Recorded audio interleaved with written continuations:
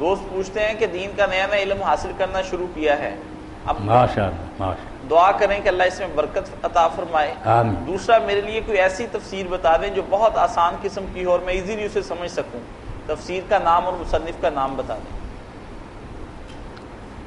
یہ سوال بہت بچوں کی طرف سے آتا ہے، ان دنوں میں بڑے لوگ ملے بھی ہیں اور دور سے بھی پوچھتے ہیں کہ کوئی ایسی تفسیر جو ہماری دسترس میں وہ مل بھی سکے، ہم سمجھ سکیں اس کو۔ پہلے بڑی اونچی کتابیں بتا دیں، کیا سمجھیں گے بیچارے۔ ہاں جی، تو اس کے لیے اگر وہ سمجھنا چاہتا ہے کہ بریلوی علماء نے قرآن کی کیا تفسیر کی ہے، تو اس کے لیے اور چھوڑیں ضیاء القرآن، پیر محمد کرم شاہ اللہ تعالیٰ رحمۃ اللہ، دسترس رائے شریف عالم کے پڑھے لکھے تھے، عالم تھے، جامعہ ادب سے فارغ، انہوں نے ضیاء القرآن، ضیاء النبی، وہ قرآن پڑھے یا سیرت پر، یہ اعلیٰ ترجمہ اردو شرح بھی بہت اچھی ہے۔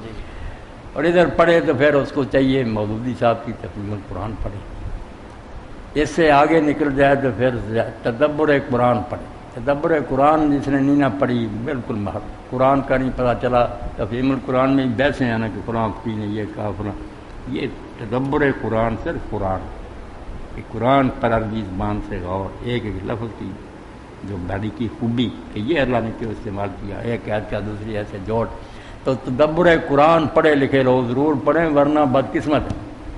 اور شیعہ حضرات میں سے جو ہے نا فصل الخطاب، یہ تفسیر مختصر جی، اور سید علی نقی لکھنوی دین تھے نا علی گڑھ یونیورسٹی شیعہ شعبہ، ان کی شہید انصاری بھی بیٹا پڑھنی چاہیے۔ جب 13 صدیاں پوری ہو گئی نا امام حسین علیہ السلام کی شہادت کو، 14ویں صدی شروع ہوئی، تو پھر یہ سوال پیدا ہوا کہ اس موقع پر دنیا کو کچھ تحفہ دینا چاہیے۔ امام کا جو کام تھا وہ کیا تھا؟ لوگوں نے مٹی میں ملا دی، کچھ نے کہا یار ایک آدمی نے نادانی سے کام کیا، نظر آتا تھا کہ دنیا ساری خلاف ہے، فوج ساتھ نہیں تھی، چند بچوں کو اور عورتوں کو لے کر وہ میدان میں چلا گیا، ایک حماقت کہنا چاہیے اس کے خلاف۔ کچھ اس طرح بیٹا تبصرہ کرنے لگے، کچھ نے کہا نہیں لوگوں نے بے وفائی کی، کوفیوں نے دھوکہ ہو گیا، کچھ نے کچھ کہا، کچھ نے کہا خلیفہ کے خلاف کیوں کہا۔ تو شہید انسانیت سے سید علی نقی نے، اس کو بھی جو نہیں نہ پڑھتا امام علیہ السلام کے مشن کو نہیں سمجھتا، کوئی پتہ نہیں چل سکتا کہ کیوں اٹھے، کیا غرض تھی، کس طرح یہ واقعہ بھیج۔